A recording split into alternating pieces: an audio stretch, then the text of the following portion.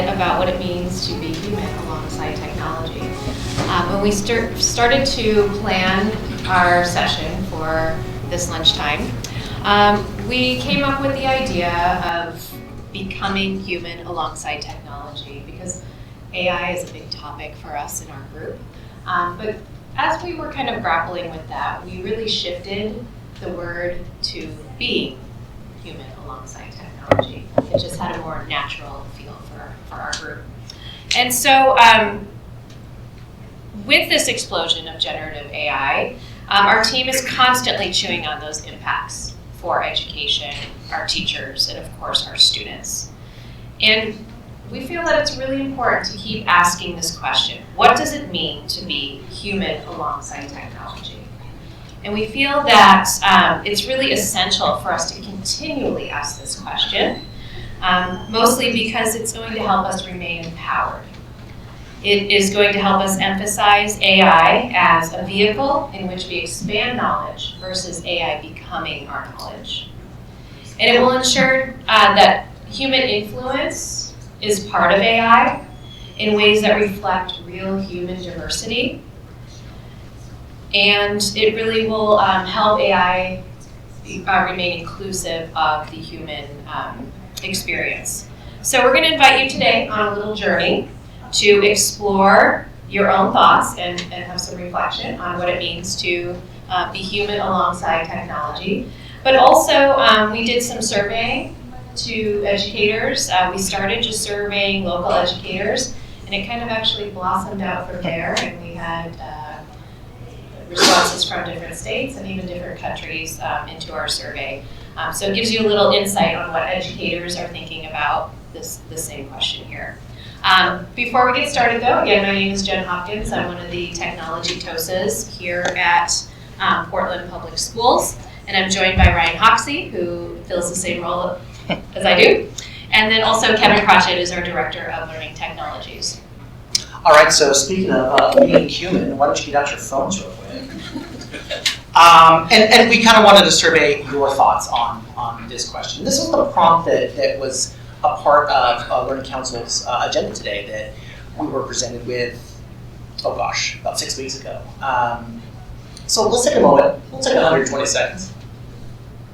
What does being human alongside technology mean to you? To act not in fear, but to question the purpose of the tools and how it can better support our intent. That's a good one. Who put that down?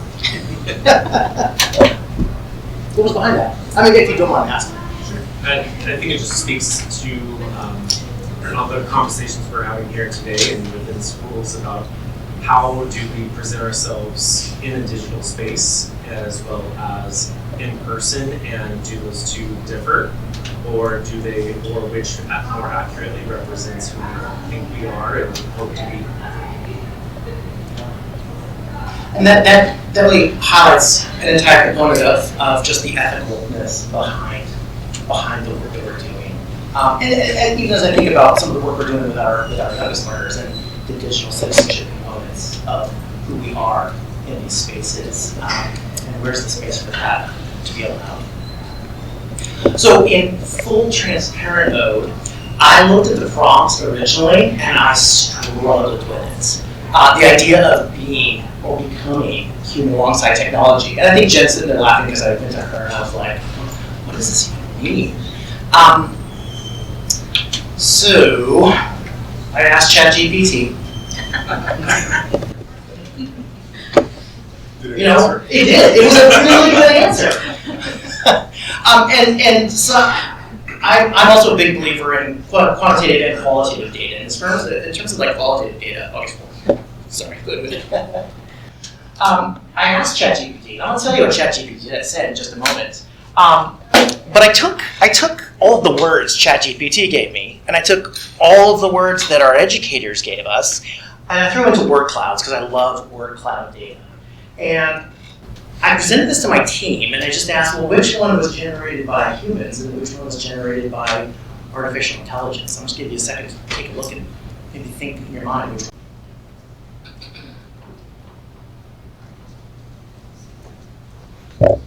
And while you're doing that, it always surprises me how related the answers from humans and artificial intelligence is. Being human alongside tech suggests a harmonious relationship between humans and technology, where we don't merely become dependent on machines, but we use them to augment our human experience.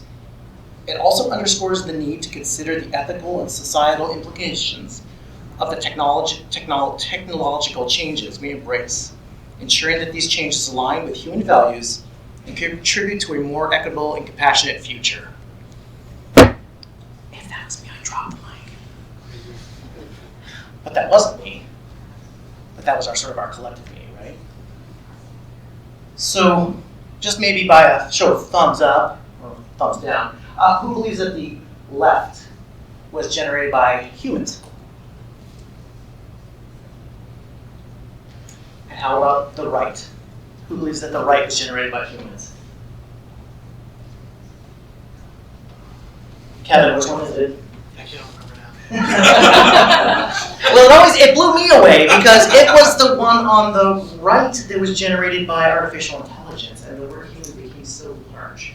And that was, I mean, it was an acknowledgement of how much it was still considering the human presence within this question. So then that kind of leads into our roles, right? As leaders, as technology directors, as TOSAs that are helping navigate instructional practices within our classrooms. But we really have to ask our teachers, right? Because so often, we don't want to say we forget the classroom, but sometimes it's just overlooked. I think it goes back to that listening piece that Dr. Armstrong was talking about this morning. It's really just taking a pulse check to see what our educators are thinking about all of this. So Ryan and I did some very informal research. We sent out a Google form to educators here in Portland Public through our chat channels. Then we decided, well, let's just put it on Twitter and see what happens. So we put it on Twitter, and it started to get shared, and we got, like I said, responses from all over the U.S. and even outside of the U.S. So we just took a handful of these quotes that folks responded with. It says, being human alongside technology means to me to guide and monitor technology to assure that it makes people feel and know that you really care. 6'8" educator from Oregon, working with technology to better humankind and make life easier for everyone. 3'5" educator from Georgia, is both exhilarating and exhausting. It can make life and work so much easier. The same way it can also do the opposite.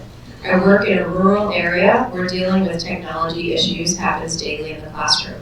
When it works, it's fabulous, but I always have to have a backup plan just in case. Okay. What? Then there's the issue of trying to keep up with the pace and momentum of change in order to stay relevant in education. We are the humans who make either great use or poor use of the tools available to us in this moment in time.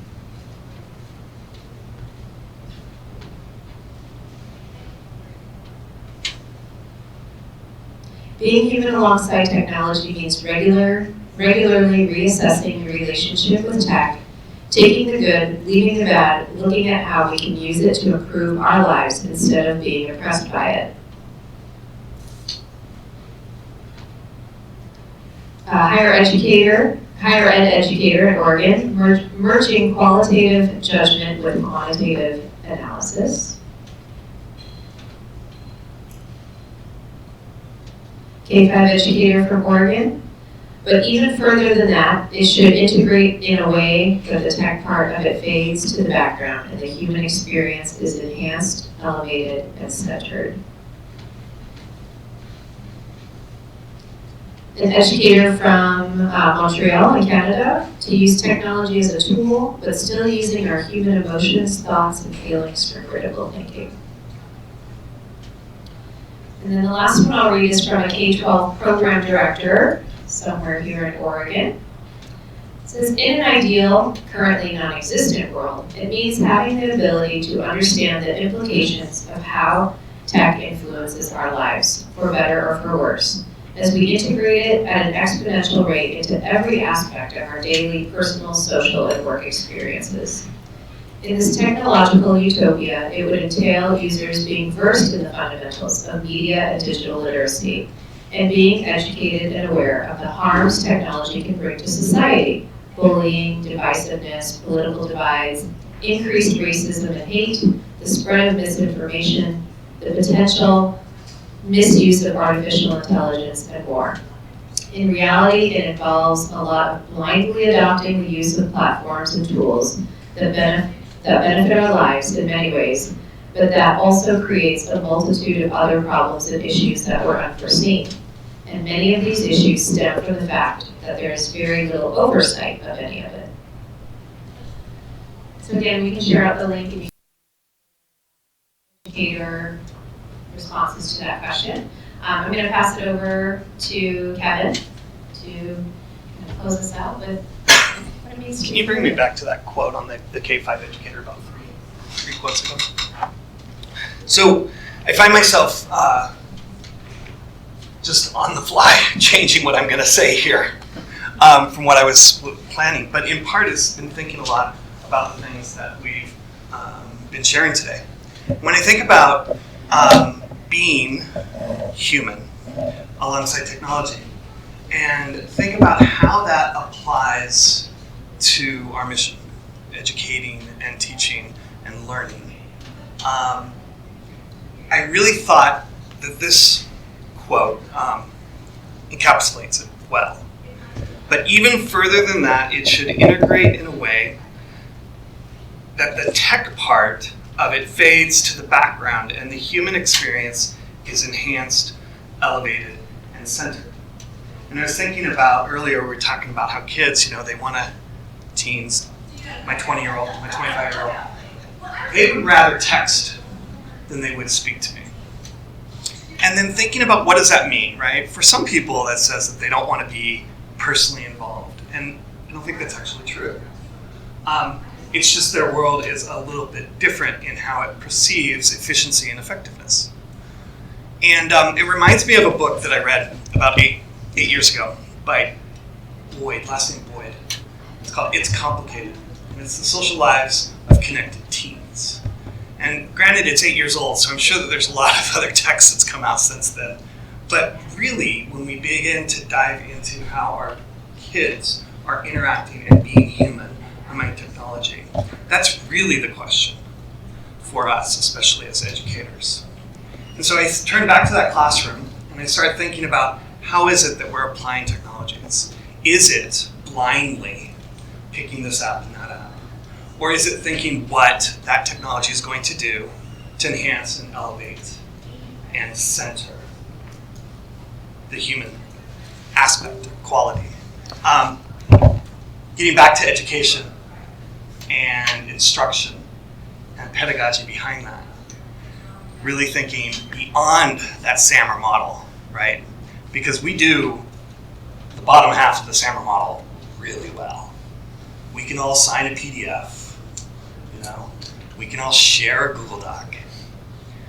But what is the half that really engages, extends, and enhances our student learning?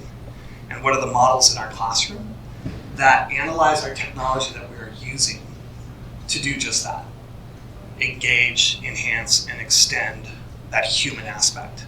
And if you're familiar with those three words, it's called the Triple E framework. And then, so I'm referencing a framework or a model for thinking about how technology is influencing our learning. I'll end with this little piece that's also a bit of reflection from today's conversation. So I work with 2 plus 2 more remarkable human beings.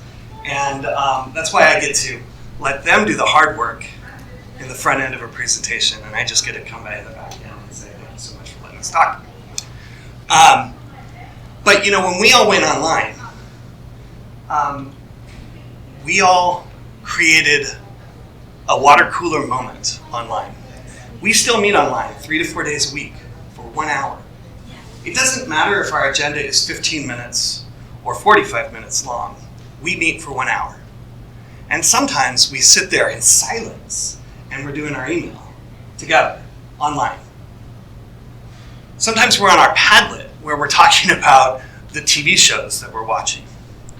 And all of these things that we've built up in this very social world of 5 people coming online every day is exactly the question. How do you become, or how are you being human alongside the technology? We went virtual in the last 4 years as a team. And how did our processes begin to mimic what we would do in the office? And I think in part because we all have strong tech skills, it made the development of being human easier. So how are we building those tech skills alongside the endeavor?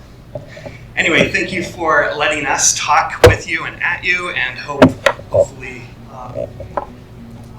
in that, thinking about how you are becoming and being human alongside the technologies that influence your life the most. Thanks so much.